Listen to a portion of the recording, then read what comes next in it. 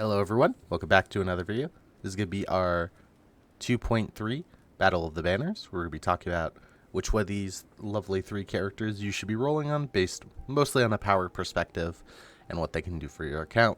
So we had a little bit of a curveball thrown our way. It is confirmed there are three of them, Yula, Albedo, Ito. However, Yula and Albedo, despite running at the same time, will not be on the same banner. So you can pick which one you want. You don't have to pray to RNGesus. You get the one you want. So, as always, this is just my opinion. You, of course, are entitled to roll for whoever you like. The game is easy enough as it is, and you might not even need another unit for power, so you can roll for fun, be my guest. But let's take a look at these three units. So let's first talk about the obvious outlier, which is that Albedo is a support-based unit who is mainly off-field and does most of his damage while off-field, while both Yula and Ito are hyper-carry DPSs. So, as I have mentioned in previous videos, supports generally have higher value, so my personal pick for this patch will be Albedo, but I will be going into larger detail about why this is. So let's first talk about Albedo. He is an off-field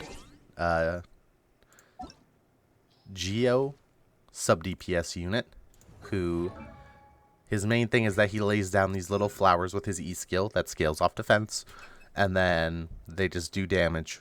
Like whenever you hit people, they do a little bit of AoE damage.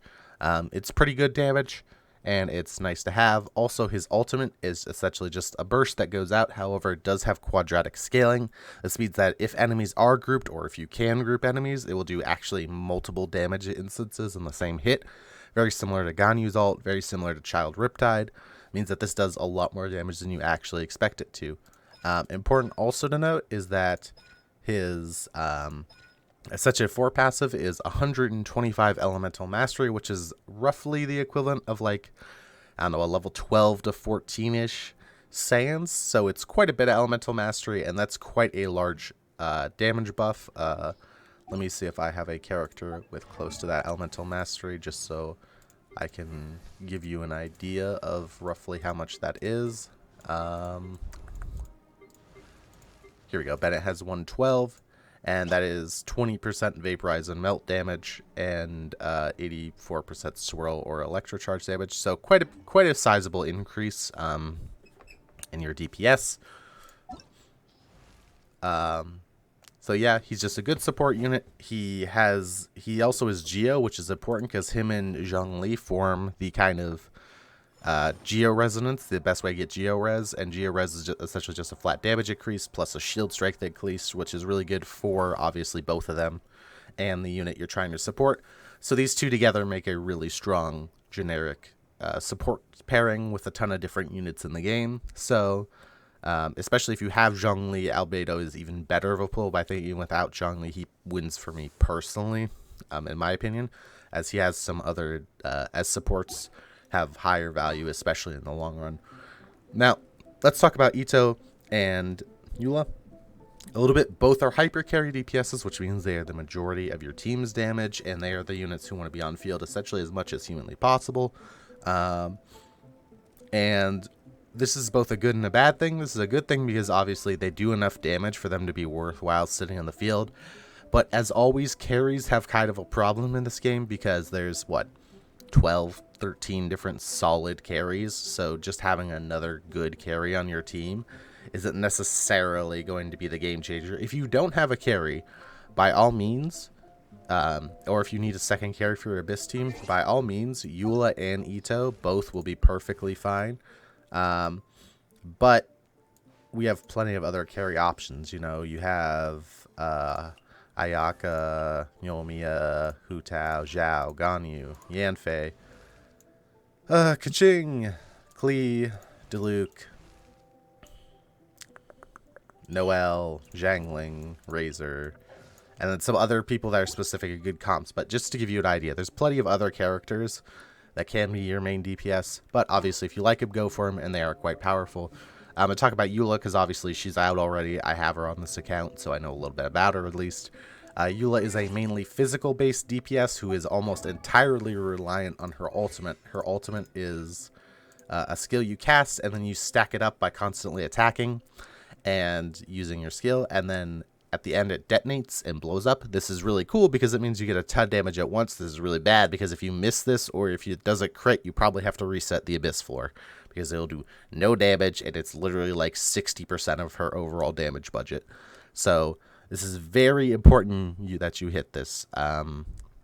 Very, very important that you hit this ult, and that it crits. So this is kind of the thing that's a little annoying with Yula, is that you essentially, you gotta crit. Her other mechanic is that her E skill essentially gives her stacks, and then you spend the stacks to lower physical resist at cryo resist.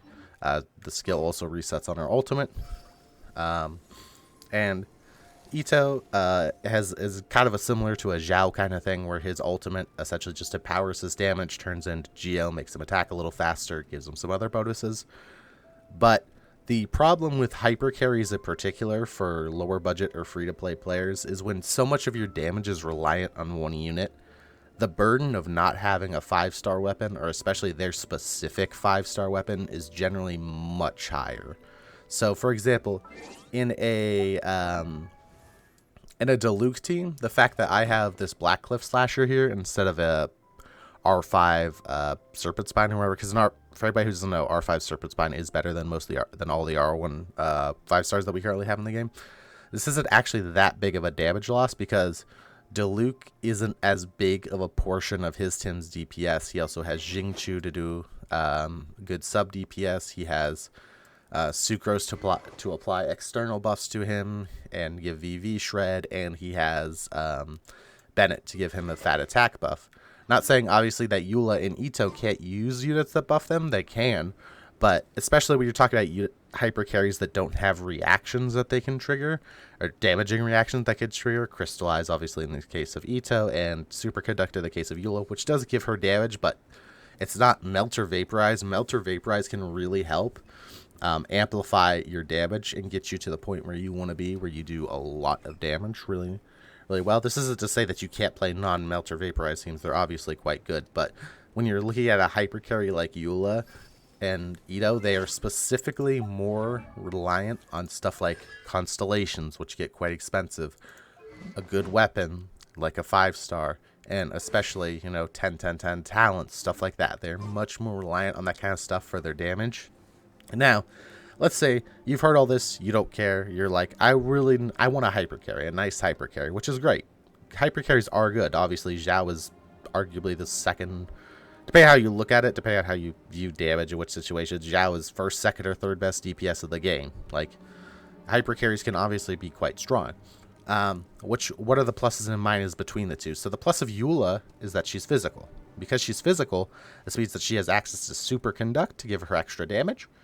And this also means, importantly, she can always use her Goblet. This is something that is relevant to her and not to Ito, because when Ito is Geo, and he infuses Geo during his ult, but this means not during his ult, your Geo damage Goblet's worthless.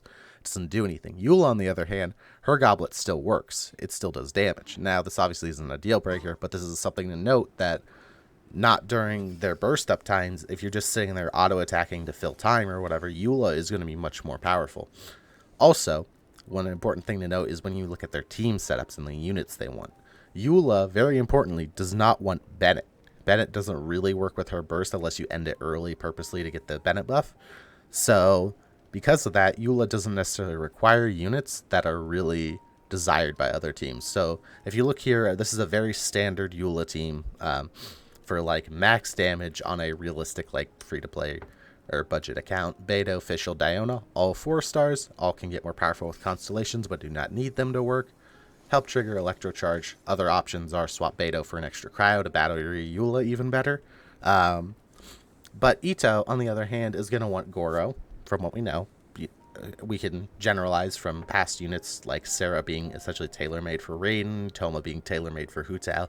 We assume Goro is tailor-made for Ito, and then he's probably going to want another Geo to trigger Goro's effects, because Goro needs at least gives more damage the more Geo units you have. The problem with that is the accessibility of good Geo units, because the other good Geo units are 2 limited 5 stars. Zhongli, Alfredo. If you do not have them, Ito is going to be quite a bit worse than if you have these guys, or at least one of them plus Bennett, to really empower him. But I still doubt he'll be bad. Yula isn't bad. None of them are bad. But due to his flexibility and due to the fact that he can kind of open up other teams with the double Geo core, I do think Albedo is the better role for these upcoming banners. If you have any different opinions, or I would love to hear them in the comments, or if you'd like maybe a little bit more information on these kind of guys, or about the state of hyper carries in this game and how they've kind of lost value since the beginning, just let me know in the comments.